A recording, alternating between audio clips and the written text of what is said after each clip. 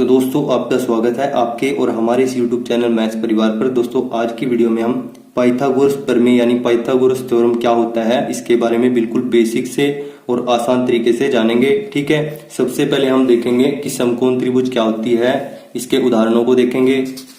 इसके बाद हम देखेंगे कि कर्ण को इंग्लिश में क्या बोलते हैं, लंब को क्या बोलते हैं, ये सभी डेफिनेशन देखेंगे यहाँ पर। ठीक है, फिर देखेंगे कि समकोण त्रिभुज में कौन सी भुजा कर्ण होती है, कौन सी भुजा लंब या फिर आधार होती है। ठीक है, समकोण त्रिभुज के बारे में अच्छे से जानने के बाद हम अपने मेन टॉपिक पर आएंगे जो है हमारे पास पाइथागोरस प्रमेय यानी पाइथागोरस थ्योरम। ठीक है, और दोस्तों पाइथागोरस प्रमेय को समझने के बाद हम इससे संबंधित दो सवालों को भी हल करेंगे। पहला सवाल ये है और दूसरा सवाल ये है। तो दोस्तों आपसे मेरा एक निवेदन है कि आप इस वीडियो को अंत तक जरूर देखिए, तभी आप पाइथागोरस प्रमेय को अच्छे तरीके से समझ पाएंगे।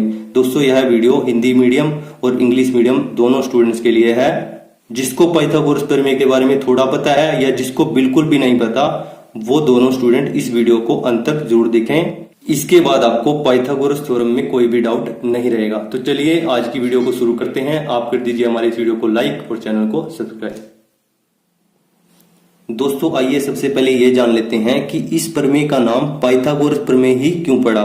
दोस्तों यह प्रमेय हमें पाइथागोरस नाम के एक महान गणितज्ञ ने दिया था, इसलिए उनके नाम से ही इस प्रमेय का नाम क्या है, पाइथागोरस प्रमेय यानी पाइथागोरस थ्योरम। ठीक है दोस्तों, पाइथागोरस प्रमेय जो है वो समकोण त्रिभुज पर लागू होता है। तो सबसे पहले हम समकोण त्रिभुज के बारे में जान लेते हैं। ठीक है दोस्तों, समकोण त्रिभुज क्या होती है यानी राइट एंगल ट्रायंगल क्या होती है, ऐसा त्रिभुज, ठीक है, ऐसा ट्रायंगल जिसका एक कोण 90 डिग्री का होता है। ठीक है, उसे हम क्या बोलते हैं, समकोण त्रिभुज बोलते हैं। जैसे यहाँ पर उदाहरण दिए गए हैं, ये हमारे पास यहाँ पर 90 डिग्री का कोण है। ठीक है, इस त्रिभुज में हमारे पास कहां पर है 90 डिग्री का कोण, ये है। ठीक है, और तीनों कोणों का योग हमारे पास कितना है, 180 डिग्री। ठीक है, ये हमारे पास तीसरा त्रिभुज है, इसमें 90 डिग्री का कोई कोण नहीं है, तो ये हमारे पास समकोण त्रिभुज नहीं है। ठीक है, आई होप दोस्तों समकोण त्रिभुज आपको अच्छे तरीके से समझ में आ गई होगी। चलिए आगे देखते हैं।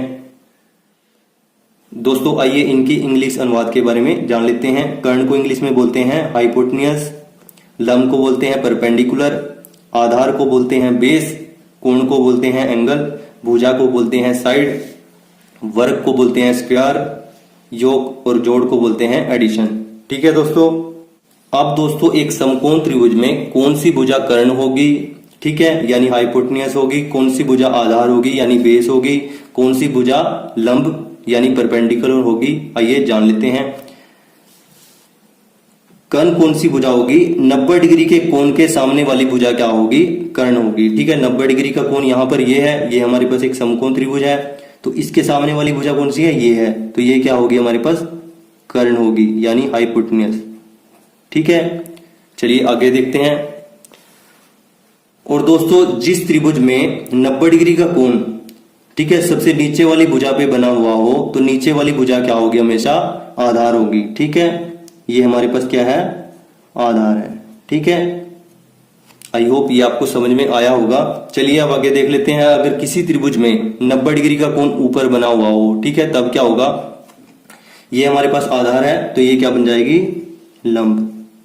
ठीक है, अब पहली त्रिभुज में तो हमने अच्छे तरीके से ये समझ लिया। दूसरी त्रिभुज में हमारे पास क्या है, 90 डिग्री का कोण यहां पर बना हुआ है। ठीक है, तो कर्ण कौन सी भुजा होगी, जो 90 डिग्री के कोण के सामने वाली भुजा, तो ये भुजा हमारे पास क्या होगी, कर्ण होगी।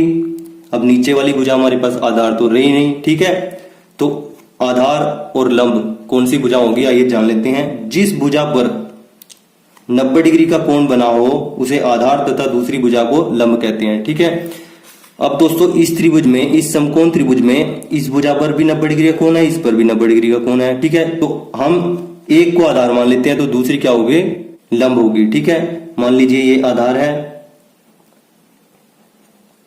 तो ये क्या होगी, लंब होगी। ठीक है, आई होप समकोण त्रिभुज के बारे में अब आपको अच्छे तरीके से समझ में आ गया होगा। चलिए अपने मेन टॉपिक की तरफ चलते हैं, पाइथागोरस प्रमेय को जानते हैं। दोस्तों पाइथागोरस प्रमेय हमारे पास क्या कहता है, इसकी परिभाषा क्या है, किसी भी समकोण त्रिभुज में, ठीक है, ध्यान दीजिए, समकोण त्रिभुज में, ठीक है, कर्ण का वर्ग शेष दोनों भुजाओं के वर्गों के योग के बराबर होता है। ठीक है, एक तो कर्ण होता है समकोण त्रिभुज में, एक आधार होता है और एक लंब होता है, ठीक है। यानी कर्ण का वर्ग आधार के वर्ग के और लंब के वर्ग के योग के बराबर होता है, ठीक है। ये हमने यहाँ पर ऐसे दिया हुआ है, ठीक है। कर्ण का वर्ग किसके बराबर होगा? आधार के वर्ग के और लंब के वर्ग के योग के बराबर के। इसको हम इस तरीके से भी लिख सकते हैं, आधार का वर्ग जमा लंब का वर्ग किसके बराबर होगा? कर्ण के वर्ग के, ठीक है। आई होप ये आपको अच्छे से क्लियर हो गया होगा। दोस्तों अगर आपको समकोण त्रिभुज के बारे में पता है और ये फॉर्मूला पता है, ठीक है, तो पाइथागोरस प्रमेय के सवाल करना आपके लिए बिल्कुल ही बाएं हाथ का काम हो जाएगा, ठीक है। दोस्तों आइए सबसे पहले हम एक दो एग्जांपल में प्रैक्टिकली पाइथागोरस प्रमेय को अप्लाई करके देखते हैं। दोस्तों पाइथागोरस प्रमेय क्या कहता है? कर्ण का वर्ग बराबर आधार का वर्ग जमा लंब का वर्ग, ठीक है। अब इस एग्जांपल में हम इसको अप्लाई करके देख लेते हैं, ठीक है।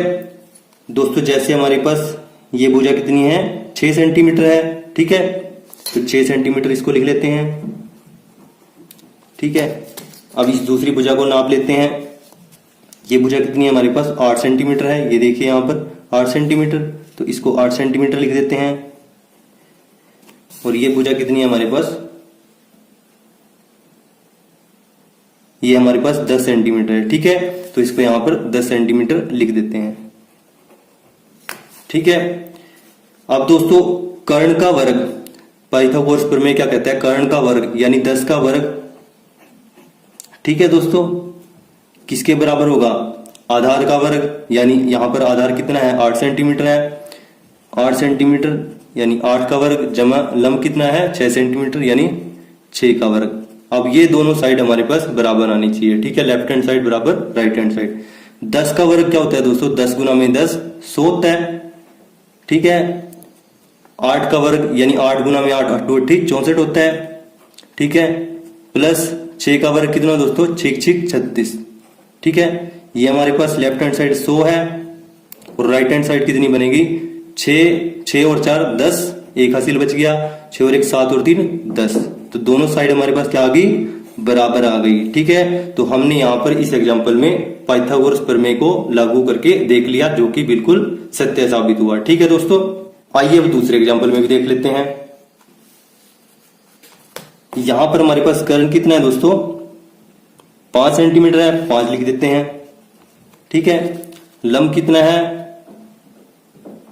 4 सेंटीमीटर है, 4 लिख देते हैं। और आधार कितना है दोस्तों? ये देख लेते हैं यहां पर 1 2 3, देखिए यहां पर हमारे पास कितना है? 3 है दोस्तों ये, ठीक है। तो 3 लिख देते हैं, ठीक है। अब कर्ण का वर्ग यानी 5 गुना में 5 कितना बन जाएगा? 25 बन जाएगा, ठीक है। किसके बराबर होगा? आधार के वर्ग के। आधार का वर्ग कितना बन जाएगा? 3 गुना में 3 9 बन जाएगा, ठीक है। जमा लंब का वर्ग, लंब कितना बन जाएगा हमारे पास? 4 गुना में 4, 4 का वर्ग कितना बन जाएगा? 4 गुना में 4 16, ठीक है। ये यानी ये हमारे पास क्या बनेगा? 25 बराबर क्या आएगा? आधार का वर्ग कितना आया था? 9 प्लस लंब का वर्ग कितना आया था? 16। तो 9 और 16 हमारे पास कितना हो जाता है? 25 हो जाता है, ठीक है। तो यहां पर भी हमने इसको लागू करके देख लिया, जो कि बिल्कुल सत्य साबित हुआ, ठीक है। आई होप अब आपको पाइथागोरस प्रमेय के बारे में अच्छे से समझ में आ गया होगा। चलिए अब इसके सवालों को देख लेते हैं, ठीक है। मुझे पूरी आशा है कि आप बिल्कुल ही आसानी से इनको चुटकियों में हल कर पाएंगे। दोस्तों पहला सवाल क्या कहता है हमारे पास? किसी समकोण त्रिभुज का आधार 5 सेंटीमीटर है, लंब 12 सेंटीमीटर है, तो समकोण त्रिभुज के कर्ण की लंबाई क्या होगी, ठीक है। दोस्तों यहाँ पर हमने इसकी फिगर बनाई हुई है। आधार कितना है? 5 सेंटीमीटर, लंब कितना है? 12 सेंटीमीटर। हमने क्या निकालना है? कर्ण निकालना है। जिसका हमें नहीं पता होता तो उसको हम क्या मान लेते हैं? एक्स मान लेते हैं, ठीक है।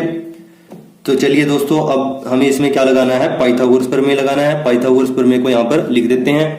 दोस्तों यहाँ पर हमने पाइथागोरस प्रमेय को लिख दिया है। अब कर्ण हमारे पास क्या है दोस्तों? एक्स मान लिया हमने इसको, एक्स आ जाएगा एक्स का स्क्वायर बराबर आधार कितना है दोस्तों? यहाँ पर ये 5 है, तो 5 लिख देते हैं, 5 का स्क्वायर, ठीक है। दोस्तों हमारे पास यूनिट सेंटीमीटर में भी हो सकते हैं, मीटर में भी हो सकते हैं, इसकी कोई दिक्कत वाली बात नहीं है, ठीक है। तो ये आधार कितना है? 5 सेंटीमीटर, तो 5 का स्क्वायर यानी आधार का स्क्वायर प्लस लंब कितना है? 12 है, तो 12 का क्या हो जाएगा? स्क्वायर हो जाएगा यानी वर्ग हो जाएगा, ठीक है। आई होप ये आपको समझ में आया होगा। एक्स स्क्वायर एच टी रहेगा, 5 का स्क्वायर यानी 5 गुना में 5 कितना बन जाएगा? 25, ठीक है, प्लस 12 का स्क्वायर क्या होता है 12 गुना में 12, ठीक है, 12 गुना में 12 आप करके देख सकते हैं, ये कितना आएगा 144 आएगा, ठीक है, इसको 144 ऐसे लिख देते हैं, ठीक है।